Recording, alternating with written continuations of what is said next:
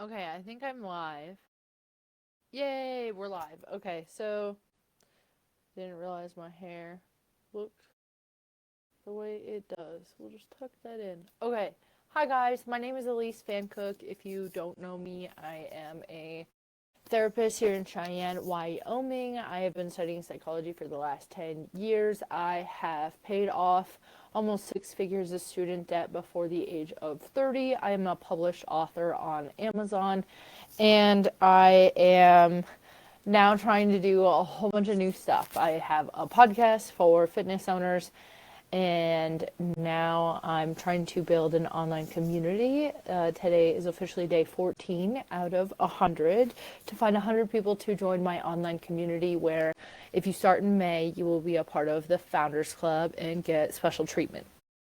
So today's live, I am going live on my desktop, which has been kind of a challenge, so hopefully it goes really well. But I really wanted to talk to you guys today about stewardship and protecting values under pressure. So before we really get started, I really want to ask people like a very honest question. Have you ever hit a milestone, hit a number you were chasing, finally crossed something you said you would, do off your list, and wonder like why doesn't this feel right? Like, why does it feel like I'm still surviving instead of like living? Why does this feel like empty, really? Like, was this really worth it? And if that's you, if that's like yes, absolutely, like stay with me, because um here's what I've had happen over the times that I've helped business owners. I work with business owners that aren't lacking any kind of money. They're not lacking like any kind of security. They're just lacking like steadiness. And there's a difference, like a huge one. And I'm hoping we're going to spend probably like the next 10 minutes kind of talking about this. Because the reality is like your bank balance should not be the compass for how you're engaging with the world. And if that number tells you whether or not you're okay, you're eventually going to navigate by fear.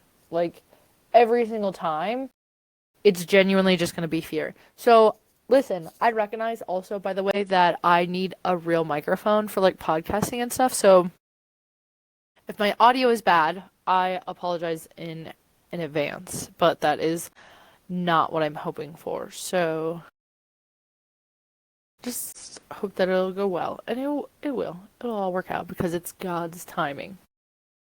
So, first things first, we should probably define stewardship, right? So labeling stewardship as like a responsibility with consistency, especially when you don't feel like it, right? Like, especially as women, we don't feel like doing all the right things all the time. But it's like asking yourself, like, what did I say I believed in? And am I protecting that even when the day is super hard? Like, stewardship just is not ego, it's not ownership. It's not I built this so I get to decide. I think like I think I need to give you a couple examples. So, one example would be like an owner intends to have excellence, right? They genuinely do. But when the pressure spikes, let's say a client complains, right? Or the revenue dips. Maybe there's a bunch of team conflict. The follow through gets inconsistent, right? Excellence becomes a thing that we value. It looks really pretty on our website, but it's not the thing that we protect when it costs us something, right? And probably like the second example I would give is like an owner saying like their culture matters, right? It's only really something fancy that they kind of just put out there also again on their website, or where it just like looks pretty. They talk about it in their team meetings maybe. They probably mean it to some degree, right? Like it's not something that people just throw out there. But when there's like a hard decision, like anything with a difficult hire or any hard kind of conversations, the decision like to optimize immediate relief becomes like way more important than having to do anything with culture.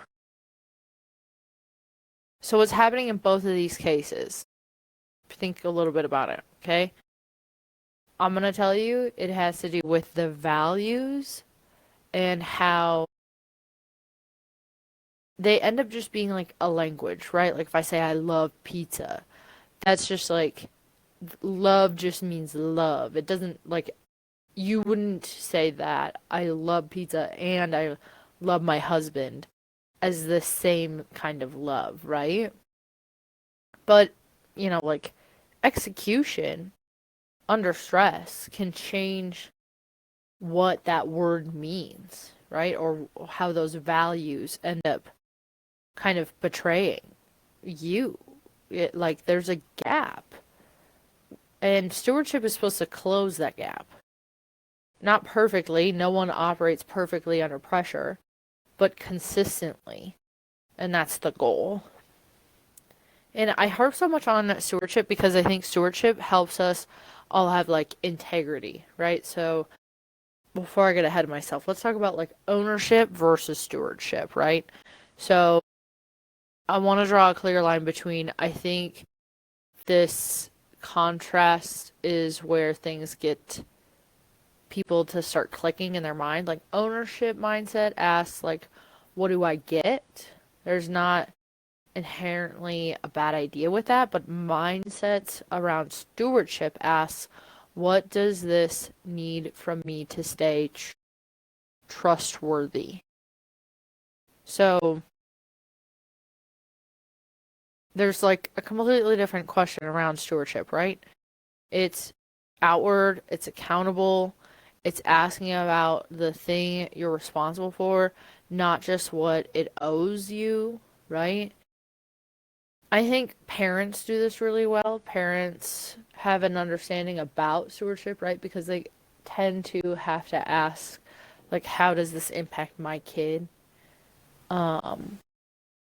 So when you own a business, when you own a small business or a multi-location business even, right? Your team doesn't just hear what you have to say, they feel what you're operating from. So if you're losing your mind and feel like everything's on fire and the business is crazy and you're crazy, then the employees or your team are going to feel like this is crazy, everything's crazy, nothing's working, it's the Titanic sinking all over again, right? And that's not good whatsoever. So, let's see here. I also want to talk about like the pattern. Values disconnect under the pressure, right? So there's a pattern that happens there. Here's a reoccurring pattern. Owners are stuck in day-to-day survival. I can't tell you how many owners I've talked to and done like even just podcast episodes with, which you can find on YouTube and Spotify. They constantly are looped into, I don't have time to think about the future because I'm just trying to survive today. And that's horrible. Like, what is it? What are you doing it for, right? What's happening next? And when you're just trying to like survive the day to day, like values turn into slogans instead of like decisions in like boundaries against burnout, even, right? Like all of that starts to fade away. Money starts acting like the measurement instead of, you know, the mission when you're actually following your values. And when money is the measurement, the mission gets fuzzy. And you get tired in a way that sleep doesn't fix, right? I bet you there is a single person that will watch this video and has experienced burnout. So here's a question I want to leave you with out of this whole section, and I'm asking it genuinely. When you're chasing the next outcome to feel safe, what do you stop protecting? Is it your standards? Is it trust? with your team, your clients, yourself? Or is it your own nervous system? The part of you that knows something is off but doesn't have the margin to deal with it. Right? Like just think about that for 2 minutes. And this is what I want you to take away from this little clip, this little live stream that I'm doing here, is revenue isn't the destination, revenue is the result. Stewardship is how you protect your integrity while you scale. Those are not in conflict. But you have to be intentional about which one is leading the way, and not enough people are thinking about stewarding. When stewardship leads, revenue will follow, something worth building. When revenue leads, stewardship becomes optional, and that's when everything drifts apart. In the next little live thing, I think we'll probably go deeper on ownership versus stewardship dynamics, specifically how your employees or your teams can detect drift before you do, and how that drift accelerates burnout faster than most owners realize. If you're curious about burnout, I actually wrote a whole book. That's why I said earlier I'm a published author on Amazon for ambitious business owners, fitness owners on burnout. So, hey James, I actually just finished up my little TED Talk, my own little personal live thing. I was just talking a little bit about stewardship, but thank you for saying hello. I was just going to make these into little clips, so I didn't really think I would say much to no one else has showed up this whole time, so so I hope you guys have a good rest of your day, and I guess the next little live that I'll do, I will talk about those things. So I hope you guys have a good, wonderful day. Bye.